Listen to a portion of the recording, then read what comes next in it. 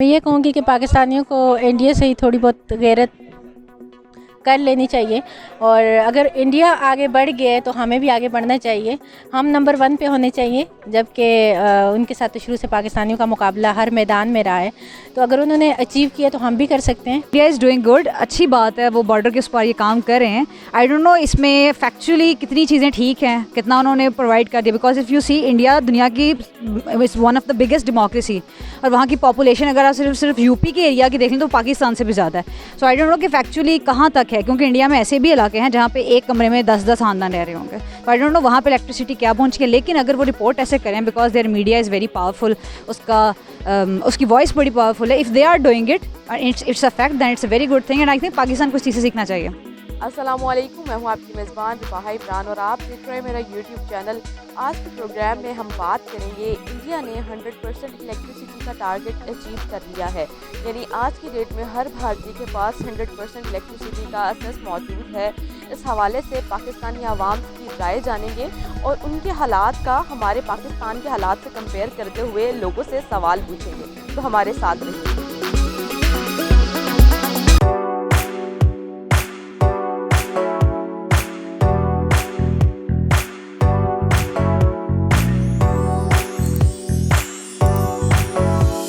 आज के प्रोग्राम का सवाल ये है कि इंडिया ने 100% इलेक्ट्रिसिटी का जो टारगेट है वो अचीव कर लिया है। इस हवाले से आपकी क्या राय है?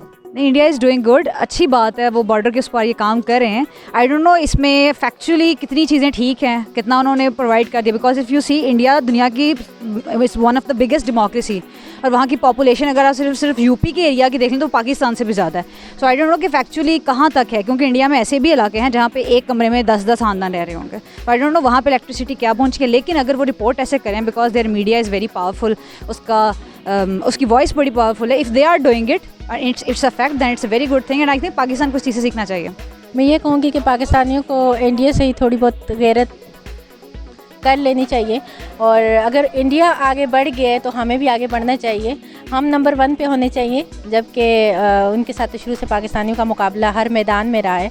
तो अगर उन्होंने अचीव किया तो हम भी कर सकते हैं। हमारे अंदर भी एबिलिटी मौजूद है, अगर हम स्ट्रगल करें, स्ट्राइव करें, एफर्ट करें और अपनी ज़िम्मेदारियों का एहसास करें तो इसके रिस्पॉन्सिबल ज़्यादातर वो लोग हैं जो कि बड़ी बड़ी सीटों पे और ओहदों पे बैठे हुए हैं। उन्हें पाकिस्तान के बारे में सोचना चाहिए और ये इंसान की बुनियादी ज़रूरतें हैं, इनको पूरा करने के लिए उनको तवज्जो देनी चाहिए, क्योंकि बिजली, गैस, पानी यही ना होगा तो हम दिमागी तौर पे तो मफलूज ही होंगे।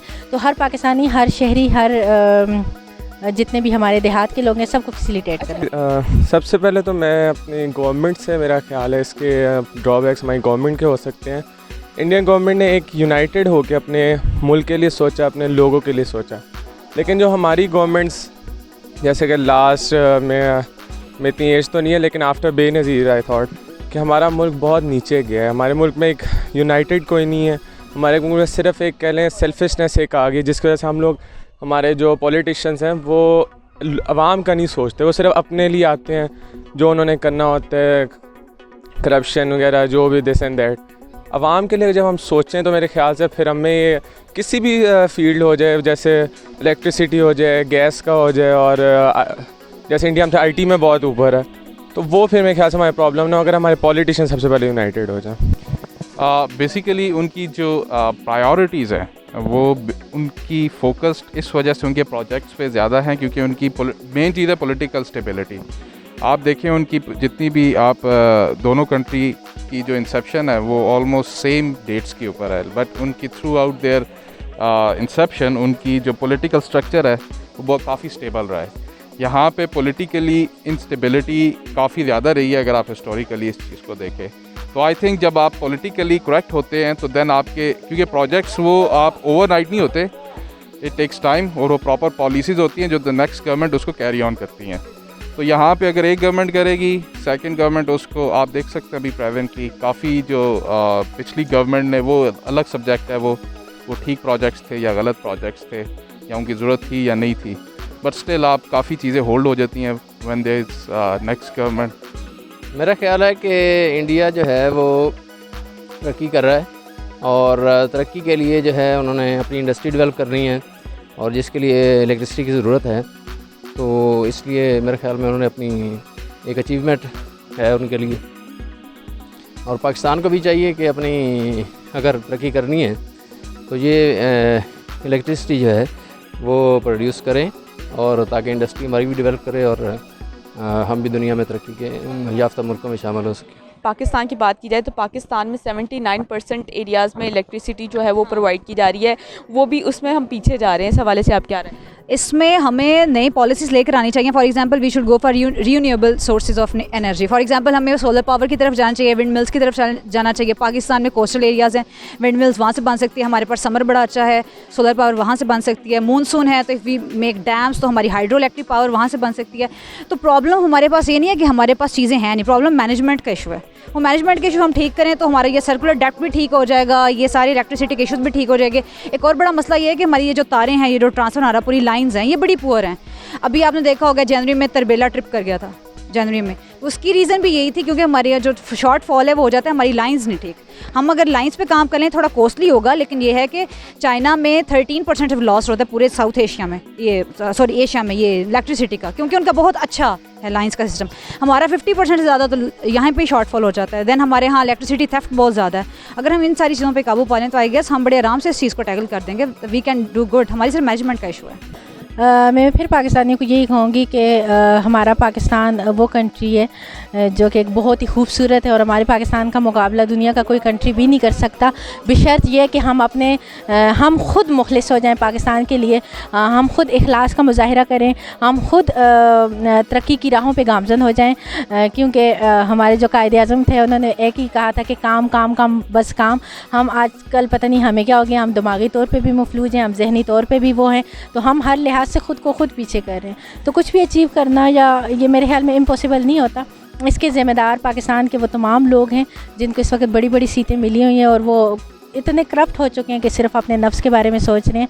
तो इस तरह से तो कुछ नहीं चलता। अगर वो अपने नफ्स से ज़रा बाहर निकल के देहात के लोगों का, आम शहरियों का सोचें और पाकिस्तानी होने का सबूत दें, तो मेरे ख्याल में हमारा पाकिस्तान बहुत जल्द तरक्की की राहों पे गामजन हो सकता है। लेकिन ये पाकिस्तान को और मकरूज़ कर रहे हैं, पाकिस्तान पे कर्ज़े तो चढ़ा रहे हैं, लेकिन पाकिस्तान की तरक्की के लिए ये कुछ काम नहीं कर रहे। तो जब तक यहाँ पर तरक्याती काम नहीं होंगे तो फिर मेरे ख्याल में हम तो आगे नहीं बढ़ सकते।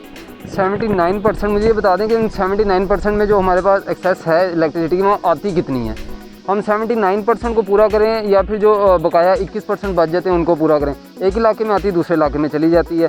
तो बेसिक चीज़ ये है कि आप यूरोप चले जाएँ, किसी और मुल्क चले जाएँ, उनका एक पूरा निज़ाम है। अब यूरोप छोड़ें, आप लाहौर के यूरोप बैरियर टाउन में चले जाएँ, वहाँ उनकी अपनी इलेक्ट्रिसिटी है। तो जब एक बैरियर टाउन जैसा इदारा अपनी इलेक्ट्रिसिटी जनरेट खुद कर सकता है, तो पाकिस्तान जो एक रियासत है वो क्यों 79% पे अभी तक?